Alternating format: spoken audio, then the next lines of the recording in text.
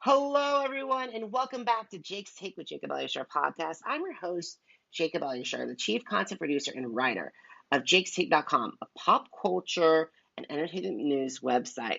I'm thrilled because it's the episode 30 milestone episode. 27 audio episodes plus 3 video episodes, and those 3 video episodes are with Kim Mattina, the winner from Sequester, the next gentleman himself, and Anthony Mastracci, and Venom Vlogs, Sick Donnelly. Joining all of them is a good friend of mine who I've known for over 8 years. She is the Chief Operating Officer of Sarah Scoop. She has over 13,000 Facebook fans, 20,000 Instagram followers, and 73,000 Twitter followers. I'm so happy to welcome the one, the only, Sarah Ruhlman. Wow, what an intro. Thank you, Jacob. I'm excited to be here with you. And I'm excited to be with you too, Sarah, because it's been a minute since the last time we spoke. And guys, Sarah and I met at the Go Blog Initiative. And I remember I was the only male blogger there for all those years. Yeah, so back to Go Blog Social. That was so fun. That was a project that I worked on with my good friend Catherine, and we were able to put together this Midwest blogging conference. And so it was great to get to meet you there and see where you're at today. Like a lot of those attendees have really grown into great bloggers, influencers. It's awesome to see. I totally agree. So let's talk about when did you get interested in blogging, and how did that passion evolve into the desire to start Sarah Scoop? I started Sarah Scoop when I was in college. I was playing around with what kind of major I wanted to do and what I wanted to do for the rest of my life. It's so hard for college students, and I see a lot of them struggling with that now. And so I actually played around and tried a few different majors, but really couldn't find exactly what I wanted to do. And I come from a family of teachers, and elementary education, like teaching, came really pretty easily to me. So I decided to pursue that career, and all the time that I was still teaching, I got a teaching job and I taught for 4 years, and then I was a reading teacher for 2 part-time. And all of that time I was still blogging and, kept pushing towards building Sarah Scoop into something bigger. So it was a lot of fun for me, and I started it, just as a fun passion that I wanted to keep working towards. Awesome. So I am so proud of how you've grown as a content creator, Sarah. However, how have my audience would like to know, how have you grown as a content creator since you started your Sarah Scoop journey? Yeah, when I started, blogs were pretty new and a lot of things were really just getting started. So I've definitely evolved and created new content and kind of kept up with the times. Now we have multiple platforms to manage with social media and all of those things. So I constantly am looking for new ideas, trying new things like what can I do that is going to keep my readers interested and keep things exciting and fun for me too.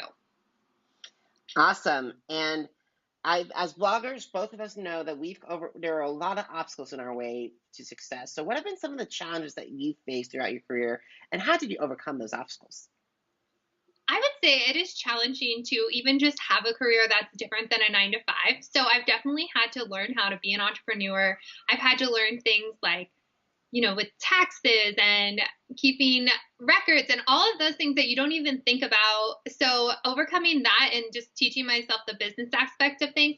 But then a lot of people I feel like will get burnt out in a career like this. So I always try to come up with new things like to keep myself going and excited. What else? Let's see. There's always the obstacles too of the comparison, which I feel like everyone is guilty of comparing yourself to other people, especially in this type of industry. So my advice for that is to remember that you need to look at it as other people are getting these opportunities, which means brands and companies are willing to put forth that money and that energy into these types of campaigns. So really, someone else doing great, it really only leads to more opportunities for me and you and other bloggers and influencers. So I always try to cheer on other people, build a support group and help others. And then it always comes back to you. Totally agree with you on that. And guys, Sarah Scoop focuses on, even though both entertainment and lifestyle, but there are 4 lifestyle topics that Sarah excels in the most. There's beauty, there's health, there's fitness, and there's travel. So how have those factors, those genres or categories, led to your success in the blogging industry? Thank you, Jacob, for, thinking I excel at those, because those are some of my favorite topics to talk about. And I think for me personally, I have played around with the idea of, really narrowing down my topic and focusing on just one thing. But honestly, I like having a lifestyle brand. For me, I have interest in so many different things. And I know that the person reading my website is also interested in a variety of different things. So I really love to be a resource for just the everyday person that has a broad, they're looking for a broad coverage of different topics, and they're all under the lifestyle umbrella. I love it. I love it. And now both of us love another thing, which is food. But however, your recipe collection is superb on the Sarah Scoop websites and includes a lot of items that range from air fryer food to the keto diet. So how important was it for you and your team to create these recipes? Recipes, I've noticed, were huge for my Pinterest traffic. People want good recipes that they can make that are easy. They want to use an air fryer. They want to use an Instapot. They're following diets that are keto or Weight Watchers. So I wanted to be a resource for them. So I started adding my recipes, and it is so fun. I actually went on a trip with someone who's been contributing to my site, and she is an old friend of mine that went to culinary school, and we went to Florida for 1 week, and we just made as many recipes as we could, and it was so much fun. And I love when people are pinning those recipes, and especially when they send me messages saying, I tried this, or thank you for these tips on how to make this. And it really just means a lot to know that, you're actually sharing something with them that they can use to better their lifestyle. I totally agree. But however, both of us have something in common. And we have, in addition to lifestyle, we have a passion for entertainment. And both of us combined have conducted a massive amount of interviews. So what have been some of your favorite interviews you conducted over your career, and why do they stand out? I have been so fortunate to get to do so many interviews. It's been one of the career highlights for me. And I love that I can incorporate lifestyle and entertainment together, because honestly, entertainment is huge. Everyone wants to be entertained, whether it's watching a Netflix show or catching up on episodes on Hulu or going to the movies with your friends and family. So entertainment is really important to me. I've done a lot of interviews. Recently, I got to talk with Lexi from Love is Blind, and it was actually a really fun interview because she, spoiler, go listen to my interview, but she got engaged on the show. However, they never showed her whole story. So it was really cool. Like, I love interviews like that where I learned something that I didn't necessarily know really happened. And also, another interview that I can think of, I mean, I have so many, but another one that stands out to me is I went on the set of Ant-Man and the Wasp, and I was able to interview Paul Rudd, which was so cool for me to get to see someone else from Kansas City, not even just the Midwest, but from Kansas City. And he has, just done so much in his career that it was really nice to see that he was still humble and fun to talk to. And we had that hometown connection. So that was pretty cool. I'm so happy when I see a lot of Kansas Cityans succeed. And I think both of us have our dream interview list of the ultimate interviews for me. Mine could be Oprah and a little bit of Howard Stern and a little bit of Rosie O'Donnell, and then maybe also Elton John and then Simon Cowell. But who are your dream interviews, and why and how would they stand out compared to all your other interviews? I am honestly always just excited for every interview that I get. But when it comes to dream interviews, I mean, you mentioned Oprah. I think that's probably everyone's, because Oprah's interviewed everyone in the world. So it's she would be fun to chat with. But honestly, mine would be Juliana Rancic, because I think that her career is amazing. She's been super strong person. She's shared so much of her life, and I love the whole brand that she's built. She's got a line on, HSN or QVC, one or the other. She's got her family. She was the host on E! News. Like, she's just done so many things that like I would aspire to do in my lifetime, that I think Juliana Rancic would be an awesome interview. I definitely picture you sitting down with Juliana in the future. Well, hopefully. Fingers crossed. Yeah, it'd be fun. Alrighty, so recently you launched a Sarah Scoop show. Congratulations on its launch. Thank you so much. Now, to my audience, can you describe the show's origin story? Yeah, so I actually used to do a show on Facebook Live called The Sarah Scoop Show. You know, clever name, right? So the Sarah Scoop Show was a live show I did on Tuesdays and Thursdays, and it was so fun for me to get to have like people interacting, asking comments to the person I was interviewing, and that sort of thing. And it kind of got put on the back burner because I realized, you know, when I was traveling and doing all these things, it was a little hard to constantly have a live show scheduled. So I let it go for like a year or two and decided like I really miss doing the interviews, like the one-on-one interviews.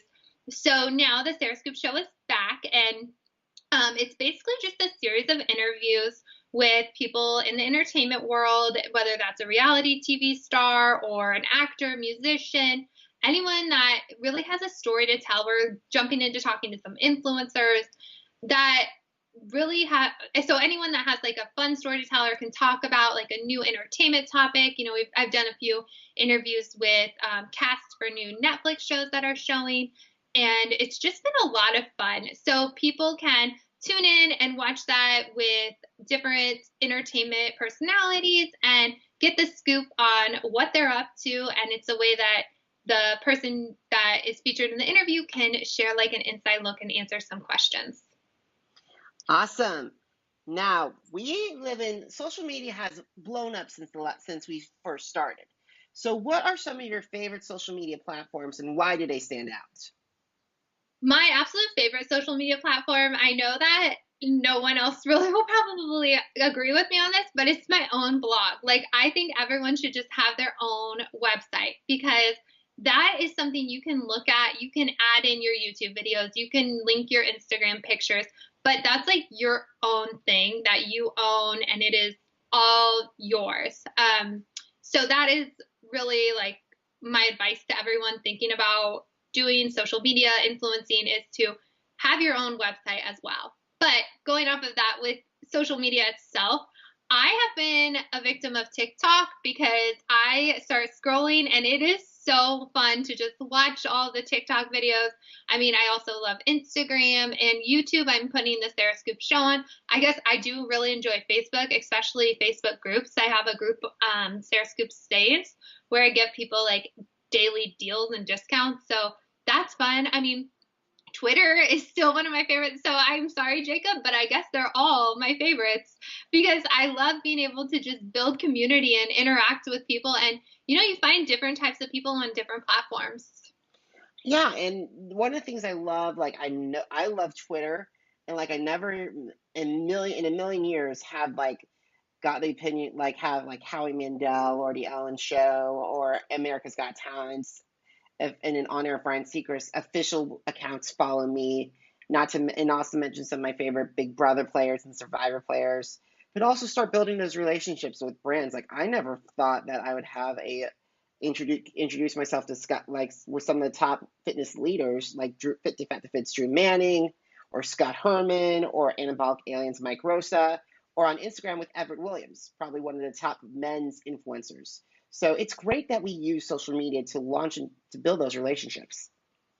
Absolutely. And like you said, Twitter, I mean, that is so true. Like, you can go on Twitter and connect with people that you would never get to connect with. And it's fun that they can see when you're tweeting at them. And Twitter was my first and like my absolute favorite platform when I started. I used to do Twitter parties and all of those things. But again, I think it's important to like kind of, you know, migrate and adjust with the times.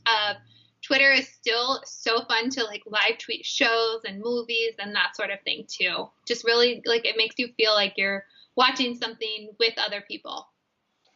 I totally agree, and I love getting those insights when I see those. I'm so excited with America's Got Talent coming back, but like Matt this year on the Mass Singer, over the past couple, since it debuted last year, I've been getting its retweet, and now more recently, the official show Twitter have actually been responding back and forth with me. Like, for example, I actually said that the turtle mask, the person is the performer inside a turtle mask, who I believe is Jesse McCartney, but I could be wrong, so I'll have to turn on the Masked Singer season 3 finale to find out.